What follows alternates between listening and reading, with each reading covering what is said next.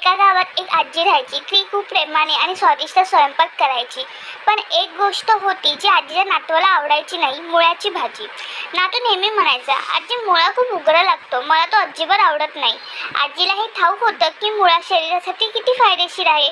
म्हणून तिने ठरवलं की मुळ्याची अशी भाजी बनवायची की नातवाला ती खूप आवडेल. तिने खास एक रेसिपी बनवली आणि त्यात आपलं प्रेम मिसळलं. आजीने गॅसवर कढई ठेवली आणि त्यात तेल टाकलं. ठेचलेला लसूण आणि हिरव्या मिरच्या तसेच बारीक चिरलेला कांदा घालून परतून घेतल्या. कांदा शिजल्यानंतर हळद टाकून चिरलेला मुळा आणि त्याची पाने कढईत घातली. मुळा वाफवून मऊ होईपर्यंत झाकण ठेवलं. अधूनमधून हलवत राहिली. नंतर त्यामध्ये मीठ आणि ओलं खोबरं घालून भाजी चांगली मिक्स केली. नातवाने भाजी खाल्ली आणि आश्चर्याने म्हणाला, आजी ही भाजी तर अप्रतिम आहे, मुळा इतका चविष्ट कधीच वाटला नव्हता. तर ह्यातून तात्पर्य घ्यायचं असं की अन्नात फक्त चव नाही तर प्रेमही मिसळलं तर ते सगळ्यांच्या मनाला भेटतं. ही मुळा भाजी तुम्हीही बनवा आणि आपल्या घरच्यांना खुश करा.